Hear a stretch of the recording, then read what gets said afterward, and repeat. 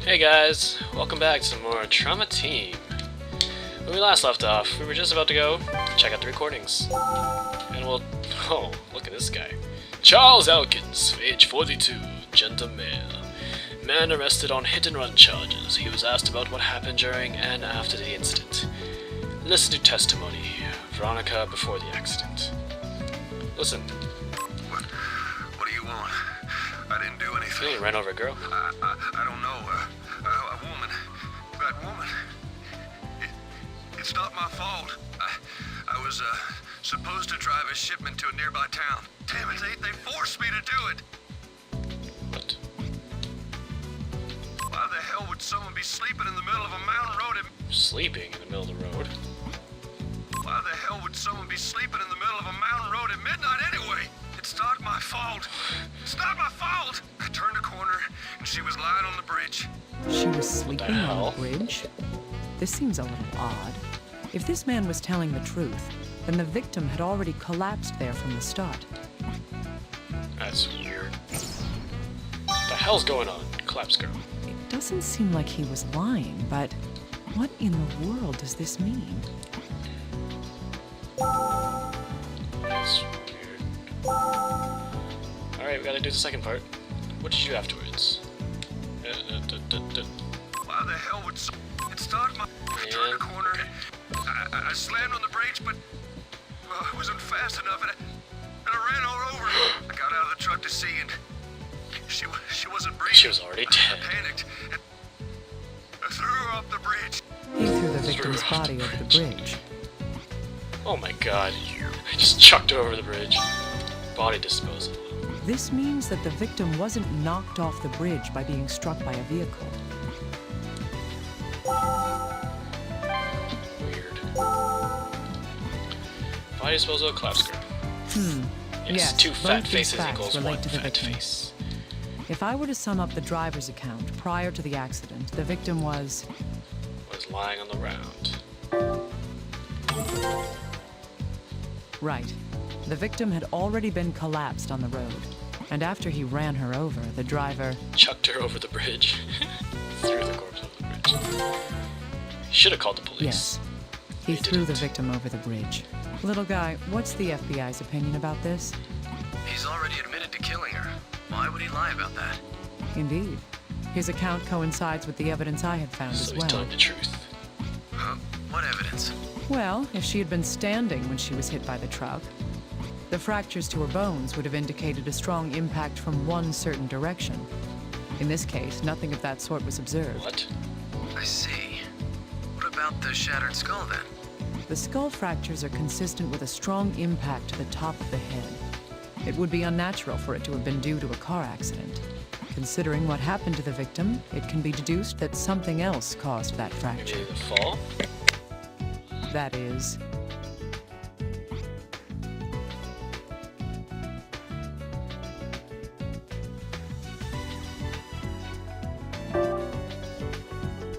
Yes. If she was unconscious when she fell from the bridge, the fracture due to an impact to the top of the skull is understandable. I see. You're right, that does make more sense. Yes. However, that raises questions about the victim herself. Why in the world was this woman so far from home? Didn't you say she was abducted? And why would she be lying in the middle of a bridge in the mountains at that time of night? Okay, that part's weird. That's a valid point. I guess there are still some mysteries left unsolved here. Indeed. We'll have to continue investigating in more detail. Detail.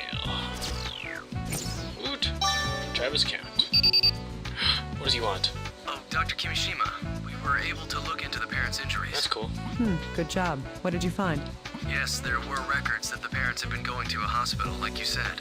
Let's see, it looks like they'd started being frequent visitors to the hospital 2 months ago. How many times is frequent? Oh, we didn't check every detail, but it was several times, ending about a month ago. The hospital staff seemed worried since many of the injuries seemed to be signs of abuse. Abuse. Did they tell the doctors who had been physically assaulting them? No, they didn't. However, some of their injuries were quite severe. The mother seemed to have suffered some visual impediments due to a wound on her eye. Wow. I see. Further investigation is required to determine who had been abusing them.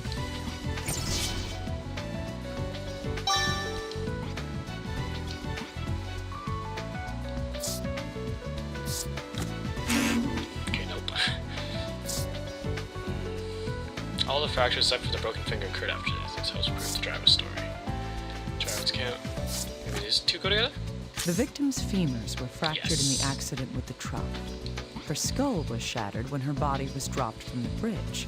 We've confirmed that both those injuries occurred after death. From those facts, it's clear that when the victim was on the bridge, She was already dead. Solid evidence! Yes. Truth behind fractures. yes, even if she hadn't been run over by the truck, she was already dead. So it's not a crime? That means that the driver was telling the truth in his interrogation. Then does that mean that she was kidnapped from her room, murdered, and then had her corpse dumped on that bridge? I don't know that just It yet. seems, why would you dump a We'll need corpse to on a bridge investigate to hide a little murder? more. That makes no sense. What is going on in the world? What's with the fracture, too? Wait, there's something I'm missing. Prescribed medication. Unknown pathological change? Nope. Huh? Can you do something for me, little guy? Yeah. I need this bone analyzed in detail. Oh, sure. What do you mean by in detail, though? I just need to know if this fracture occurred before or after death. This must have happened while she was still alive. Take a look at this area here. You can see where it started healing. So this is the only pre-mortem I thought as much. wound. And you guys ignored it as a simple fracture. Pre-mortem fracture. There's no knowing yet if this has anything to do with this case. But I do know now that this fracture occurred while she was still alive. That's cool, I guess.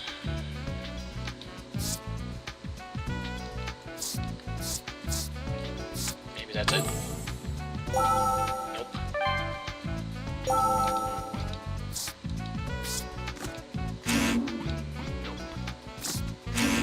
Nope.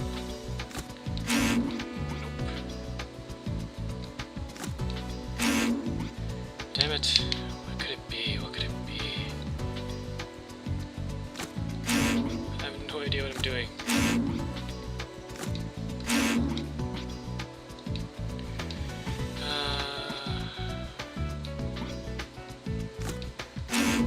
Seriously. Seriously.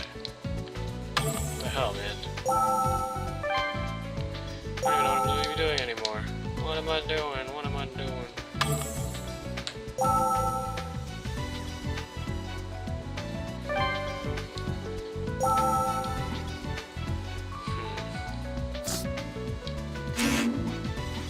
Why do you not want to do the mysterious blood stains?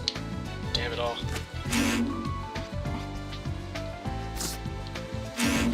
Okay. What? Oh my god, really? Where's blah blah blah? Find the medication, not a problem. I'll get on that right away. Thank you.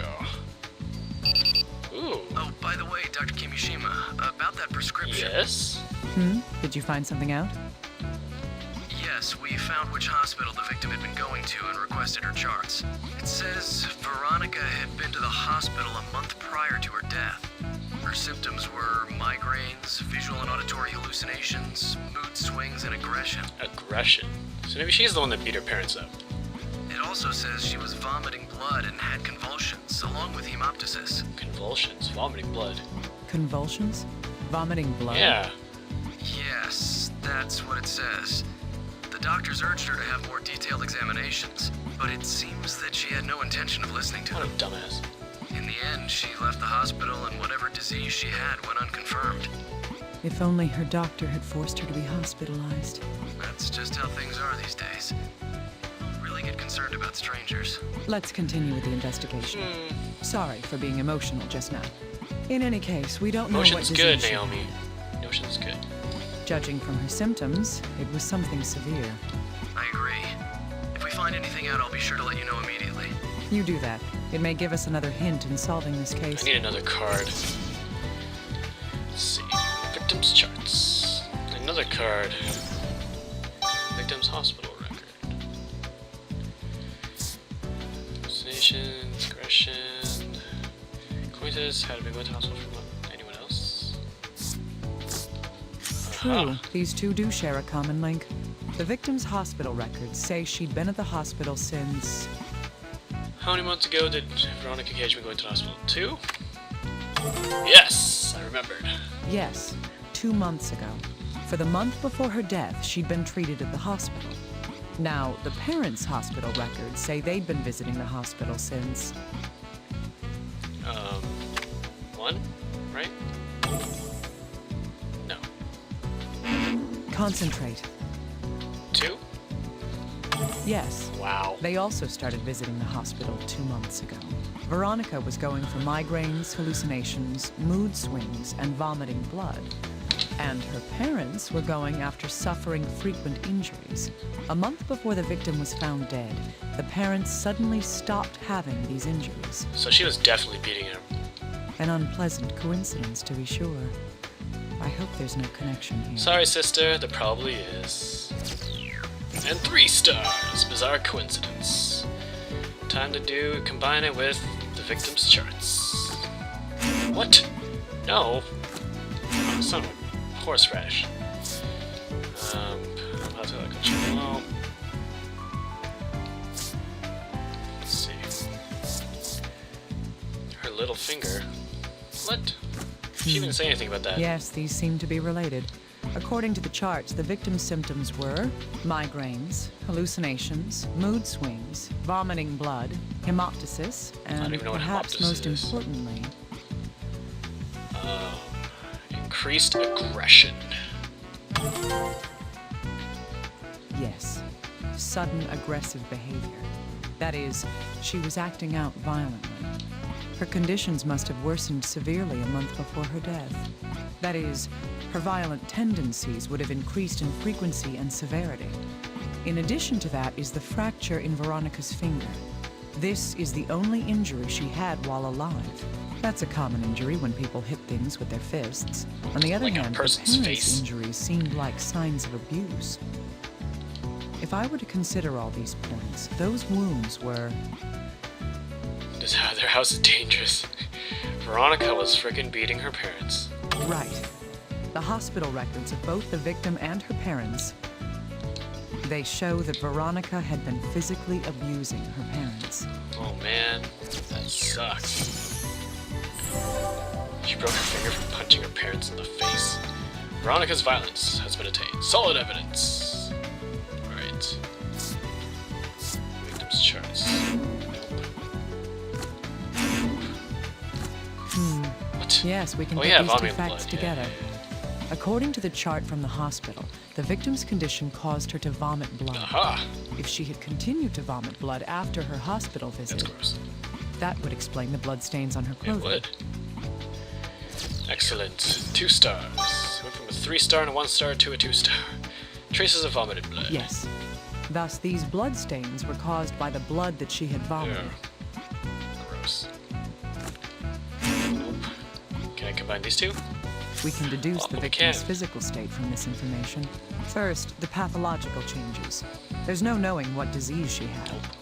However, if this discoloration of the bones shows the existence of a focus, it's safe to assume that whatever disease she was suffering from was in an advanced state.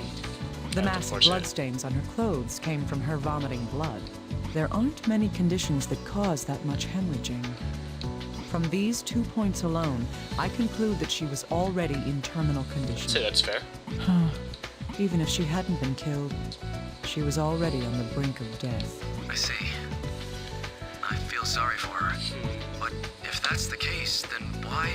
Why was she kidnapped? I still have my Maybe doubts she about that, wasn't actually. kidnapped. Did the murderer kidnap her? Or did that even happen? What do you mean? It's weird. Whatever the case, she was definitely taken from her home before she died. The question now is what happened between the time she was taken until the car accident. So many questions. Right, I follow you. Once we know that, we should finally be able to see the real truth behind this case. That'd be nice. Little guy, I'm going to check the victim's room one more time. I thought you might want to, so I have a new tool ready for you. Ooh, really? Someone's prepared. And what kind That's of what she present said. do you have for me? It's not the most appropriate gift for a lady, but it's aluminum powder for finding fingerprints. There are some useful additions to the mixture. Why is this inappropriate? Oh, great. I'm impressed. I'm glad you like it. Spread the powder anywhere that looks suspicious and shine your investigation light on it. And that'll make any fingerprints stand out? All right, I'll give it a try. Good luck. Well then. Alright, we can now use aluminum powder at crime scenes, and we get the terminal symptoms card. Let's go check. Let's go check out the crime scene. Sorry, I burped. I did an internal burp. Burped in my mouth. 'Cause I try not to burp out loud. Alright, aluminum powder is used for examining crime scenes. Tilt down, blah blah blah, while zoomed in, press A to use it. Spread the aluminum powder and shine the ALS on finer fingerprints. Let's try taking another look at this place. I think my new equipment will come in handy here. So you can tell by the picture, you kind of gave it away. There's powder here, and you get that. So let's check it out. So many. These are all the same fingerprints. It's likely they belong to the victim. Now, why would she leave so many fingerprints on the floor? She was wearing hand-shaped shoes, doing handstands, pushing up the walls in 0G. She was crawling, probably. That makes the most sense. Fingerprints on the floor. Yes, she was probably crawling on the floor to move around. The prints indicate she was heading towards... The door.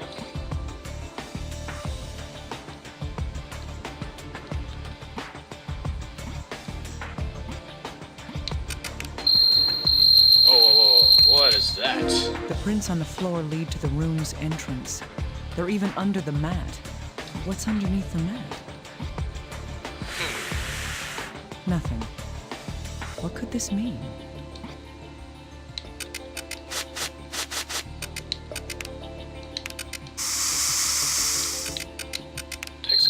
Oh, there we go. Just as I thought. These are bloodstains.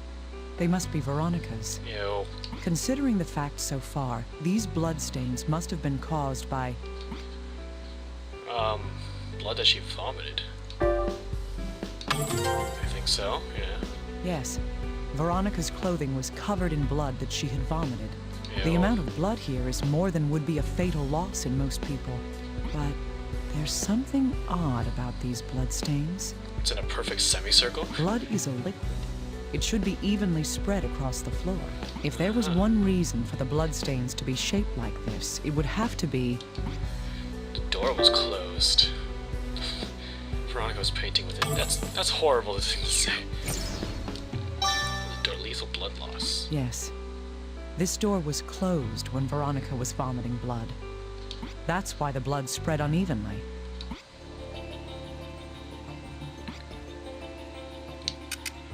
Door was closed. Where else would I find anything? Here, on the dresser.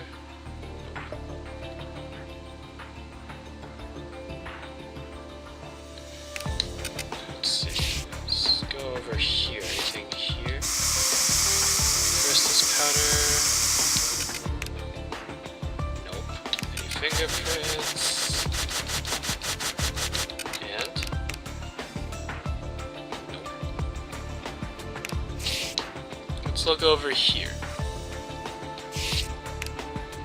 Any blood or anything?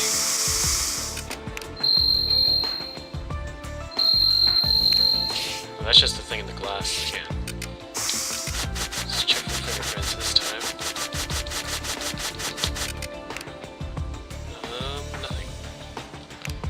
Absolutely nothing. What else am I looking for? This door had been closed Oh, when just look Veronica at the was door. vomiting Okay. blood. Thus, Let's see. It must have been locked, right? the Oh. room is now in the same condition as it was when that happened. She was scratching. The lower part of the door has numerous scratches on it. What could these scratches be? Is there fingerprints on it? Blood on it? Yeah, there is. Huh? Bloodstains? Inside the scratch marks? From looking at the shape and location of these scratches, they are... Scratching.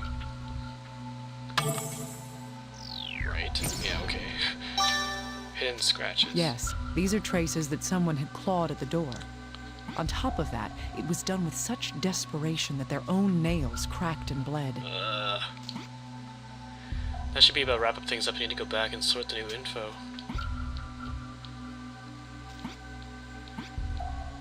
This music is so creepy! Oh my god, why does it change music? Oh my god. What the hell is going on?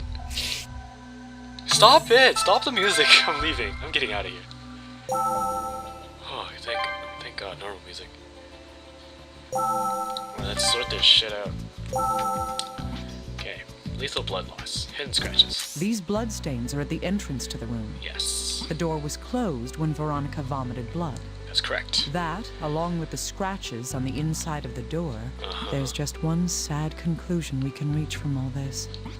The door closed with the bloody scratches indicate that Veronica's in her room. She was locked in. She was locked in her room. And solid evidence. Yes. Yes. Veronica was prevented from leaving here. Ouch. Writhing in pain and unable to open the door, she lost a lethal amount of blood and died right here. She wasn't kidnapped and killed. That's gross. Veronica had been crawling on the floor and the reason to this is... The reason to this is... We're gonna find out in the next episode of Let's Play Trauma Team. Yep, I think we'll be concluding this case in the next episode. I believe we're very close.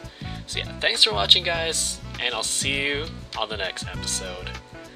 Later!